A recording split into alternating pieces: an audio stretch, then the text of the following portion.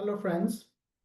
So let's talk about the knowledge, skills, experience cohort.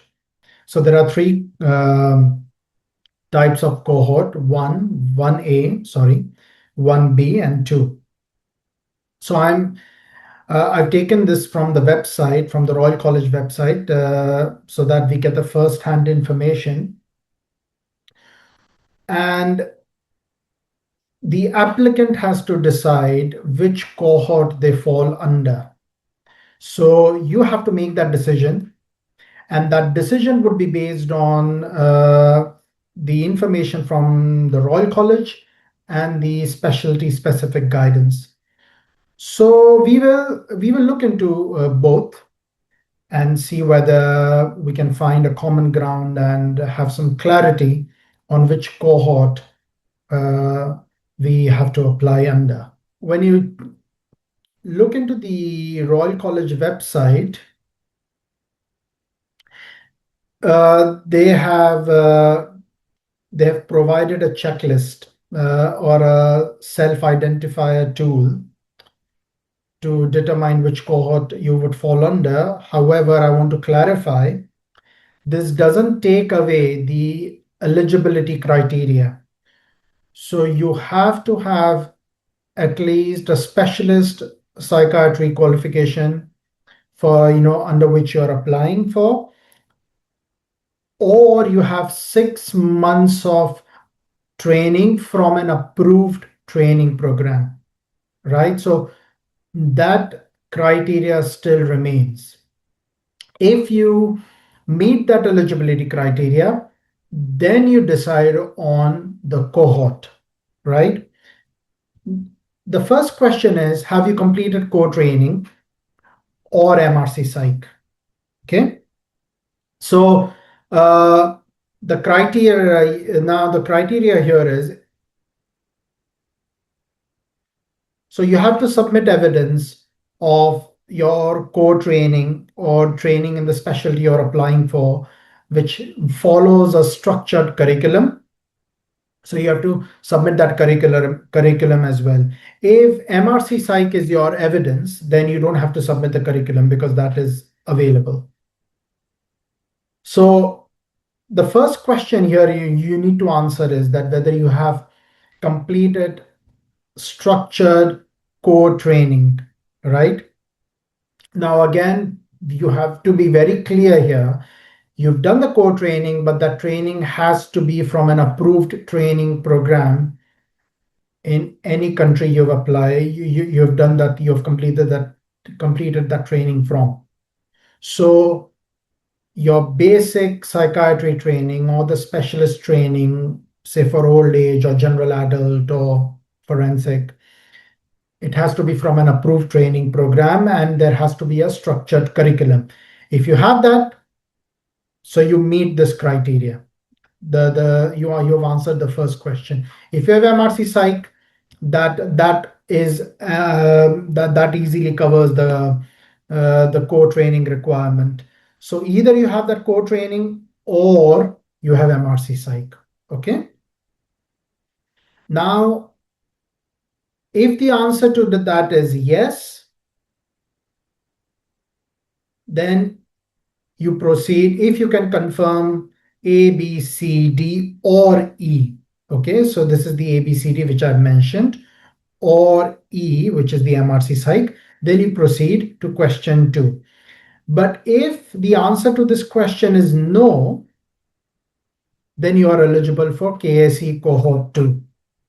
Now, let me share a personal caveat here. Now, when I submitted my portfolio application in late 2024, this was not there.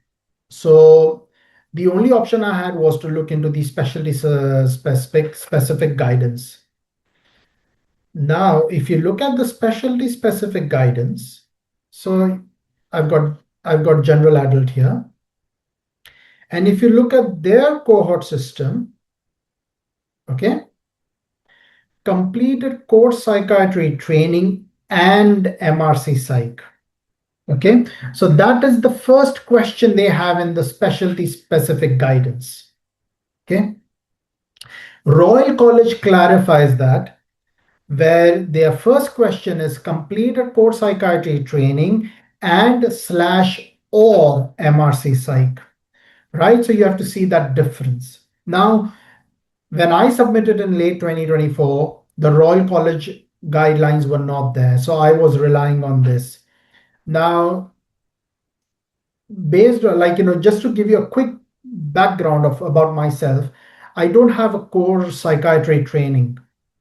So I come from a GP background where I did my psychiatry training, you know, through my GP training, as part of my GP training. Now, that was not accepted as the eligibility criteria. So I had two options, either to go for core training or MRC psych. So I was working as a specialty doctor at that time, and I moved to, I pursued MRC psych. Now, when I had my MRC psych, I looked into the cohort criteria, and this is what I found: completed core psychiatry training and MRC psych. Now, I did not complete core psychiatry training, but I had MRC psych. So, because there was an and there wasn't an or. So, the answer to this question was no for me. But now things have changed. Royal College has clarified, and they have put their, the cohort identification tool, so you can use that. And over there, again, I'm repeating, there is an or there, right? So just to show you that difference. Okay, now if the answer to your first question is yes, then the second question from the Royal College is that have you passed the MRC psych, right? So if you have passed the MRC psych or equivalent, now I will not get into the equivalent bit because that again varies, and it all depends on the curriculum and the exams and the training you've had in your respective countries. So it is always good that if you have, if you can demonstrate the exams you have done, which is similar to the MRC Psych exams, better to check it with the GMC and then let them clarify. So I will focus here on MRC Psych. So if you have MRC Psych or you can demonstrate equivalent examination, and if your answer is yes, then you move to question 3. And if your answer is no, then you move to question 4. So let's check question 3. Now, this question 3 will determine that whether, so one thing is certain now from question 2, if you move to question 2, one thing is certain that you will not be submitting evidence under cohort 2, right?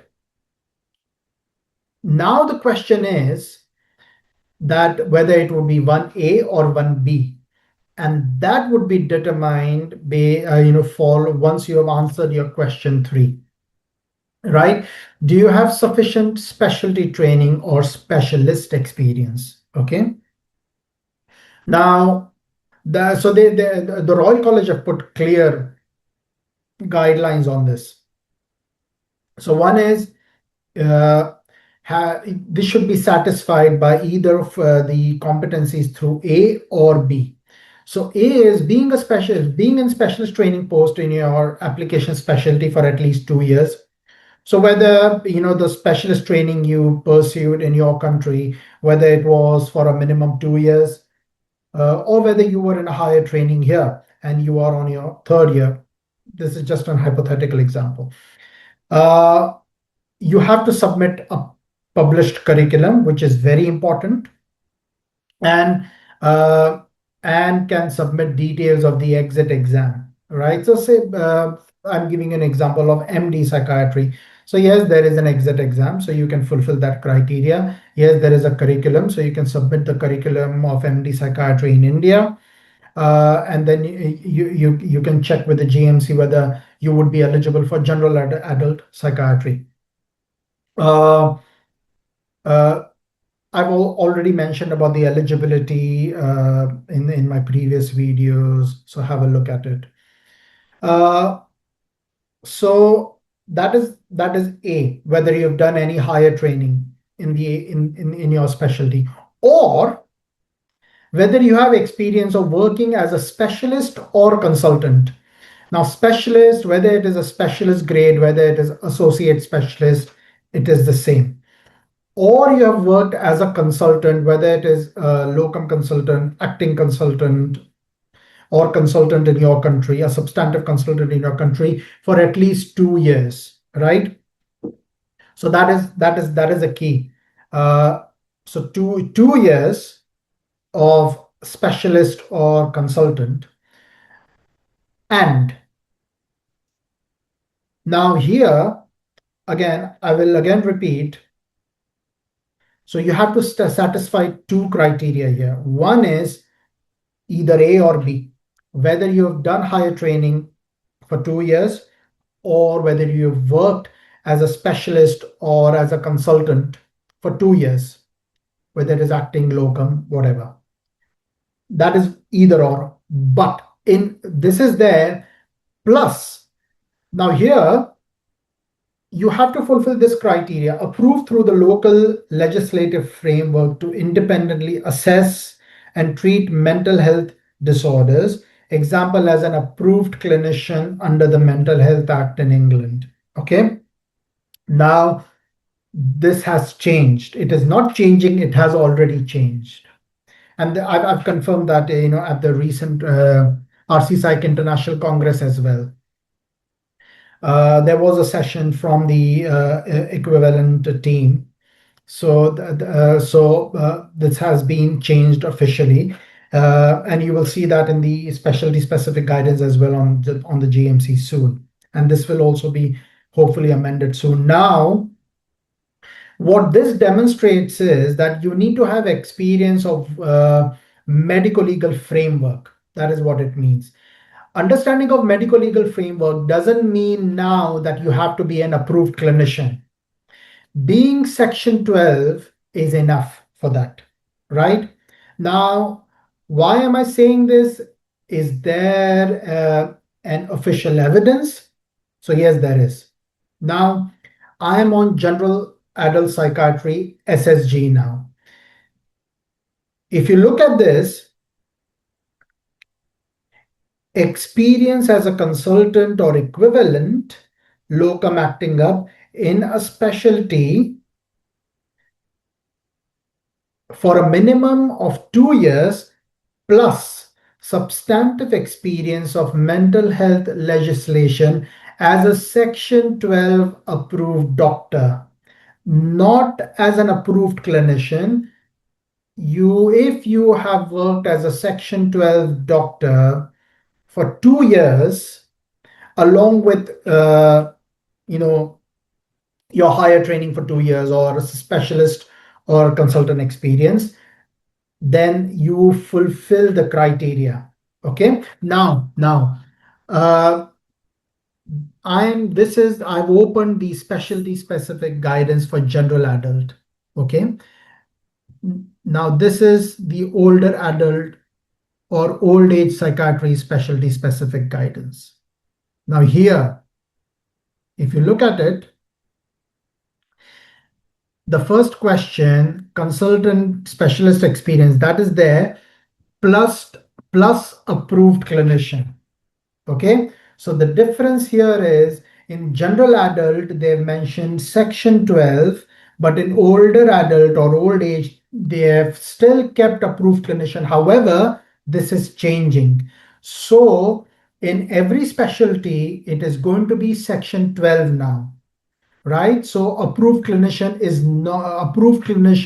status is not required, right? So I want to clarify here that although officially the GMC has published this amendment only in general adult specialty specific guidance, but this is now applicable across all specialties in psychiatry. Okay, so this is good news. that even if you're section 12 and you've worked in a specialist grade or acting consultant, but you don't have approved clinician status, or you're still working towards it, having section 12 is sufficient enough. Okay. Now, so again, it's important that you double check, you check the specialty specific guidance, you check the Royal College guidance. If there is any inconsistency there, ask. Ask the relevant people, whether it is from the Royal College or whether it is from the GMC. So ask and double check. Now coming back to the identification tool. Now, I hope we are clear now with this. So it is actually section 12. So if you are able to fulfill this criteria, and if your answer is yes, then it is cohort 1A for you. But if the answer to this is no,